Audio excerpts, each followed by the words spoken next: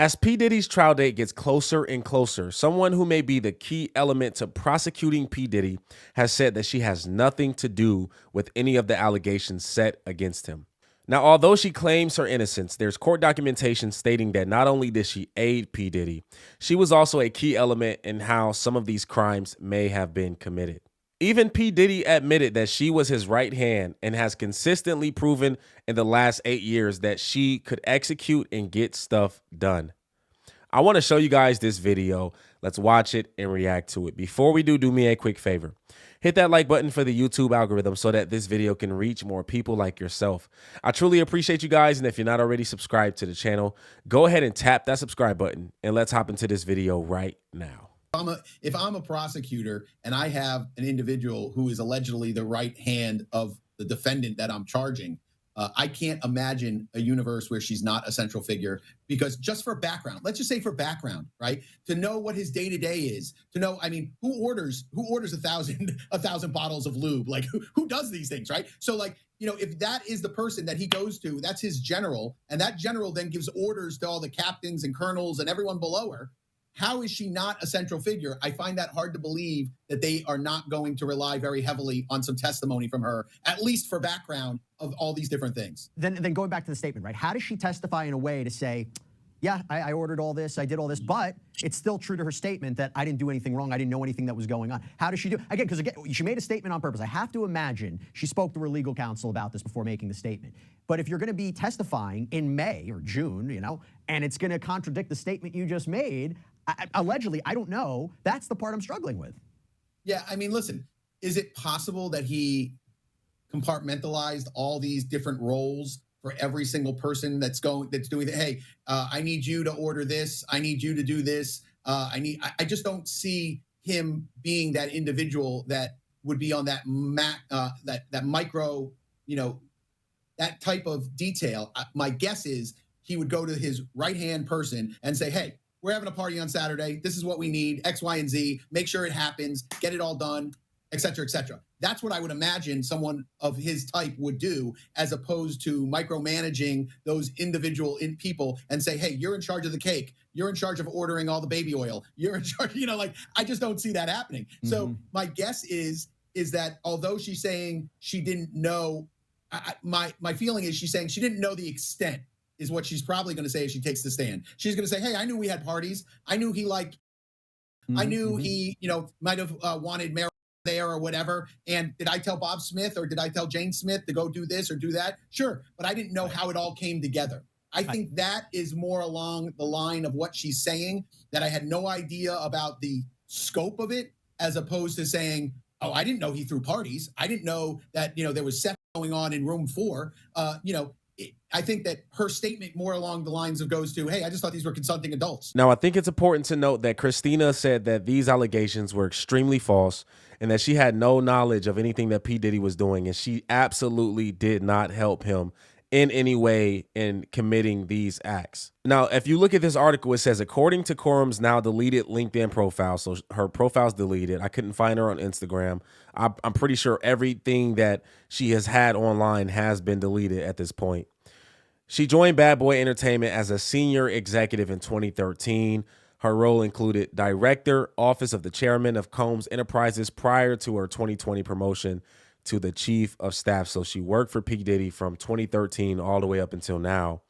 And so she's been very close to P. Diddy. She has leveled up her responsibilities within the record label. And so it's safe to say that she was very close to the operations and things that P. Diddy has had going on, at least on a day-to-day or week-by-week cases. Now, check this out. I think this is pretty interesting, and I do want to inform you guys that this particular lawsuit against her was one that was made by Lil Rod.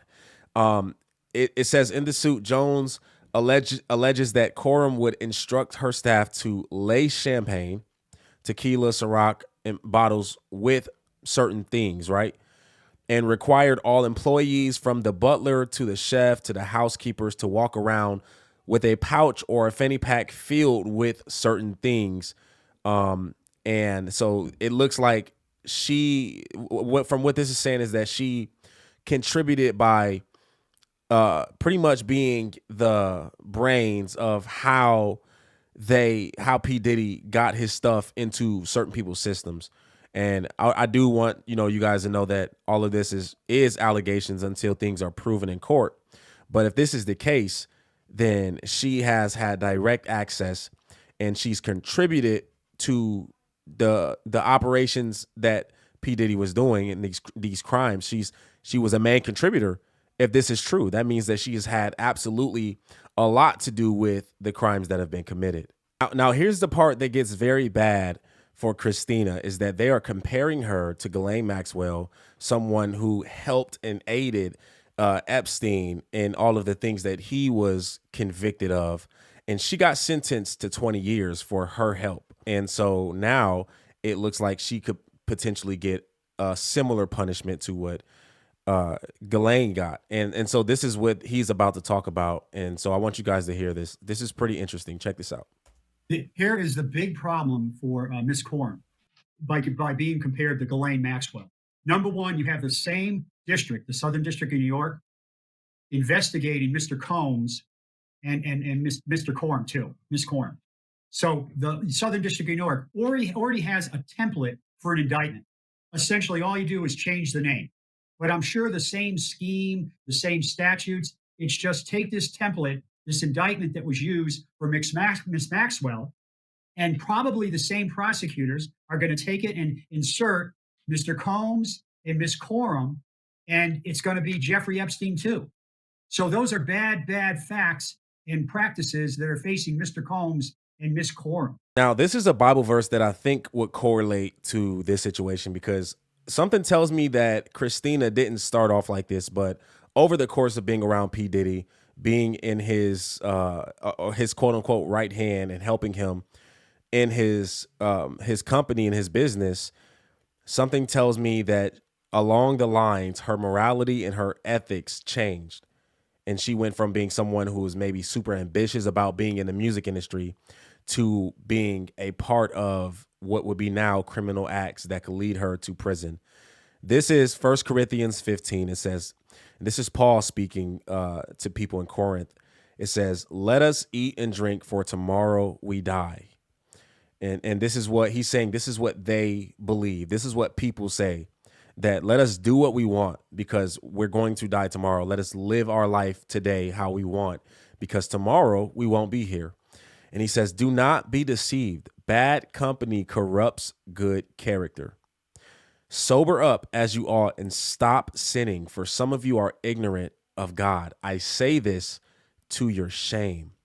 And so if I'm looking at this in the lenses of someone who is a Christian, I see someone like P. Diddy, who has done a lot of things that are against God, that are against people, that have hurt people. And I see this lady who started off as in his company and worked her way up in his company. And over that process, it seems like she has now become what P. Diddy is. And she may not have agreed, or she may not have wanted to do some of the things that she had to do, but ultimately she decided to do it. And that is exactly what it means when bad company corrupts good character. So you start off with good character, and you have someone or people around you who are bad people, who do not care for God or his people, or people in general who don't really care for, who has a heart for themselves, selfish, prideful, lustful people. And you are around them, and you are forced to comply to what they want you to do or leave the position. And she chose to stay. And that all of a sudden now creates this opportunity for her character to be corrupted. And so I don't think that she just had a desire to do these things with P. Diddy, but I think that over the process of time, she started off doing little by little up until now. She's running the entire operation. And as P. Diddy said, she became his right hand and known to get stuff done. And now she's going to reap the things that she sowed by doing this. She's going to reap that. And that could include her going to prison for a substantial amount of time. And I believe that we can all learn a lesson from this, that we can check our lives, see if there's any areas where we are around people that could corrupt our good character. I believe this is a concept that even if you are not necessarily a Christian, you can see this Bible verse and say, well, it seems that the people that you hang around, you sort of become like them.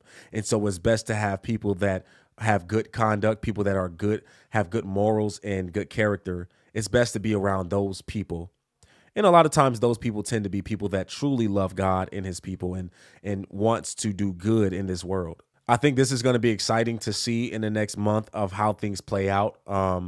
But if we can assume, it seems like she's in a bad spot. She said that she has no type of, she had no knowledge of anything that was going on, and she did not interact with anything that was going on. She didn't aid in it, but something tells me that that's not 100% true.